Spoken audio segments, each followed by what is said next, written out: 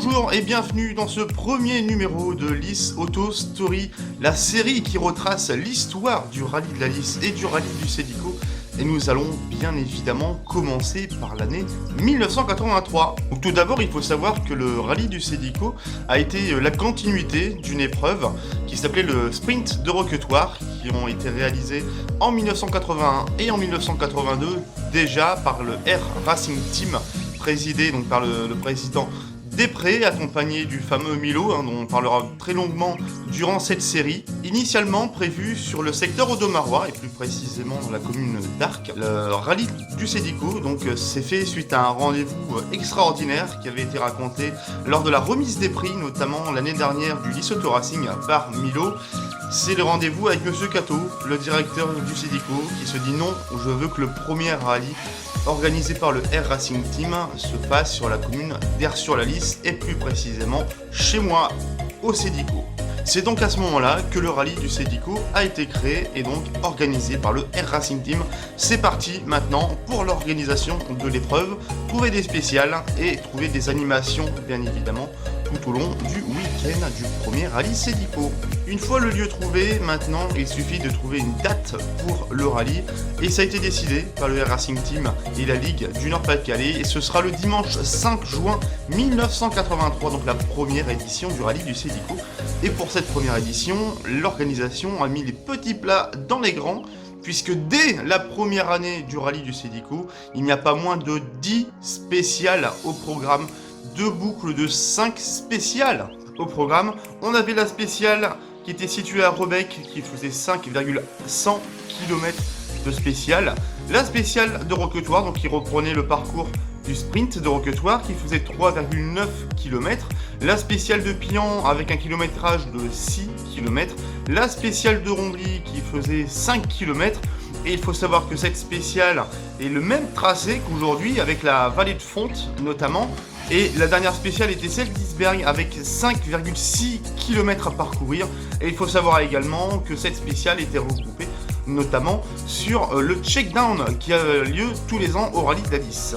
Au niveau des concurrents, beaucoup ont joué le jeu pour cette première édition du rallye du Cedico avec pas moins de 127 demandes d'engagement, alors que l'organisation avait fixé le nombre d'engagés à 120, ce qui faisait déjà une liste d'attente pour la première année du rallye du Cedico. On avait notamment la présence de Bernard Maton, qui était le vainqueur du dernier rallye du Touquet avec la R5 Turbo, qui est accompagné de Gilles de Jurmont pour ce premier rallye du Cedico. Face à lui, il avait notamment Philippe Vernier avec la Renault 5 Turbo Groupe 4. Il est accompagné d'Alain Miguet pour ce rallye. Face à eux, encore une Renault 5 Turbo avec Viviani, Léofold, Patrick Najman, donc l'équipage qui était aussi l'un des outsiders principaux du rallye. Nous avions également 2 Porsche 911 qui pouvaient, pourquoi pas, remporter ce premier rallye du Cedico, avec Bernard Bottini accompagné de DJ Durouchou dans une Porsche 911 groupe B, mais aussi Gérard Delbecq et Annie Courroyer, toujours en Porsche bien évidemment. Et enfin, avec une Opel Kadett GTE, on retrouvait Michel Eke avec comme copilote une personne que beaucoup de monde connaît dans la région. C'est Hervé Mortier qui faisait le premier rallye du Cedico en 1983. Et nous allons maintenant commencer avec les résultats sportifs de ce premier rallye du Cedico.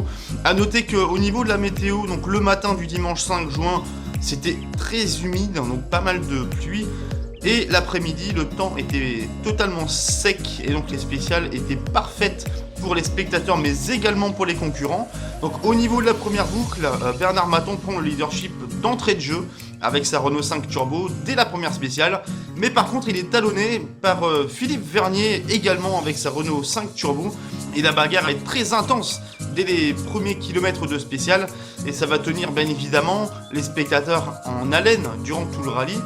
Dès la première spéciale, on retrouve également de très grosses performances de concurrents, notamment pour le top 5, avec un 4e temps de Michel Eke et Babin, donc Hervé Mortier, avec l'Opel Kadett dans la 2e spéciale, Paul Molon également avec son Opel Ascona qui réalise le 2e temps dans la 3e spéciale avec son Opel Ascona 2000, un doublé Simca Rallye 3 dans la 5e spéciale, et oui, un doublé Simca avec le meilleur temps de Philippe Lefebvre devant Christian Duo. Alors ça, si c'est pas une performance, un doublé Simca devant des Renault 5 Turbo. Et oui, vous l'avez bien entendu. A noter également que Bernard Maton fait plusieurs têtes à queue dans la 4e spéciale. Il se retrouve 27e de la 4e spéciale, mais reste leader malgré tout. Place maintenant à la 2e boucle de ce premier rallye du Cedico, et pas de changement au niveau des premières places au général, c'est Bernard Maton avec sa Renault 5 Turbo qui fait 4 meilleurs temps sur les 5 possibles dans cette 2e boucle au volant de sa Renault 5 Turbo. Sauf dans la spéciale, donc la dernière spéciale, la spéciale d'Isberg, qui n'a pas été une réussite pour lui. Et à noter le meilleur temps qui a été à mettre au crédit de Philippe Vernier également avec sa Renault 5 Turbo. Avant de placer au classement final général et également des groupes au niveau du premier rallye du Cedico 1983, je vais parler des meilleurs temps, puisque oui, j'ai les 10 meilleurs temps, le nom des 10 meilleurs temps de ce rallye. Donc à noter que Bernard Maton avec sa Renault 5 Turbo piloté par Gilles de Zurmont a fait 7 meilleurs temps sur 10 possibles. Viviani Léopold avec sa Renault 5 Turbo 4 a fait un meilleur temps dans ce rallye. Philippe Vernier avec sa Renault 5 Turbo Groupe B a également fait un meilleur temps. Et à noter le meilleur temps, je vous le disais tout à l'heure, de Philippe Lefebvre avec la Simca Rallye 3 qui fait donc le 10e meilleur temps de ce rallye. Et donc voilà le classement final. Bernard Maton et Gilles de Zurmont avec la Renault 5 Turbo qui s'impose avec un temps de 1h 4 minutes et 20 secondes. À la 2e place, Philippe Vernier et Alain Miquet avec la Renault 5 Turbo à 1 minute et 2 secondes des leaders. Sur la 3e marche du podium, Bernard Bottini et Didier Durouchou avec la Porsche 911 qui termine à 1 minute 53 secondes. À la 4e place, Viviani Léopold et Patrick Najman avec la Renault 5 Turbo.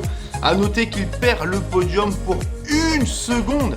1 seconde seulement de retard sur Bernard Bottini. Ça s'est joué à rien. Déjà à l'époque, ça se jouait à rien pour le podium. À la 5e place, Michel Eke et Hervé Mortier avec l'Opel Kadett GTE. Ils terminent à 2 minutes et 46 secondes. Claude Pecurio et Bernard Fontaine à la 6e place à bord de la Ford Escort RS 2000 à 3 minutes 11. 7e, le pilote qui a fait le meilleur temps avec sa Rallye 3, c'est Philippe Lefebvre et François Langlais à 3 minutes 14. Dominique Amourette et Alain Quesnel à la 8e place avec la Talbot Sunbeam à 3 minutes 31. Philippe Vérac et Éric Lorieux avec l'Opel Kadett GTE qui termine à 3 minutes 47.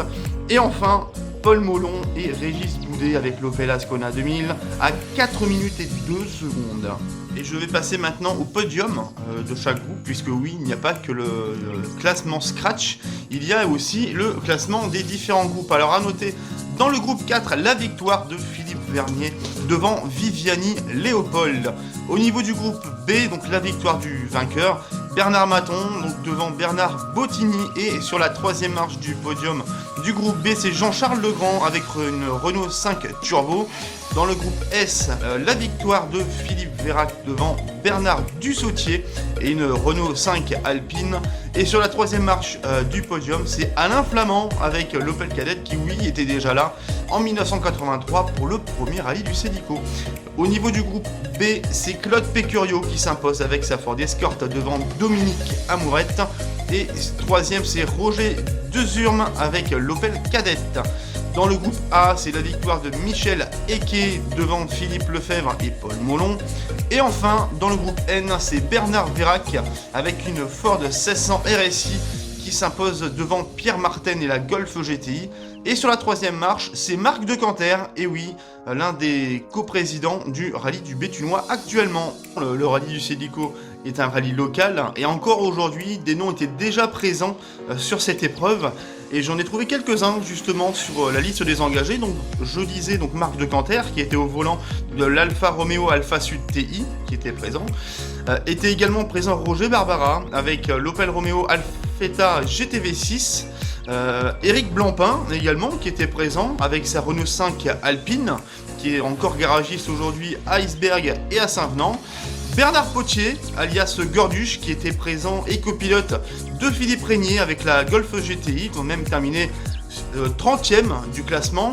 Christian Barbosa était déjà présent au premier rallye du Cedico en 1983 et il était avec une Opel Kadett GTE l'homme qui a beaucoup de présence sur cette épreuve et qui est très connu également dans la région, était déjà là en 1983.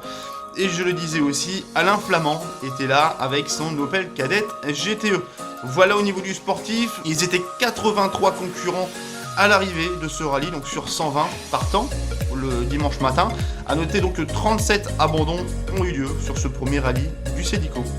Et j'ai déjà quelques anecdotes sur ce premier rallye du Cedico, puisqu'il faut savoir que dès la première année, l'un des monuments du rallye de la Lys encore aujourd'hui était déjà là. C'était le chapiteau qui était déjà présent donc le dimanche sur le parking du Cedico, donc maintenant Carrefour à Aire-sur-la-Lys.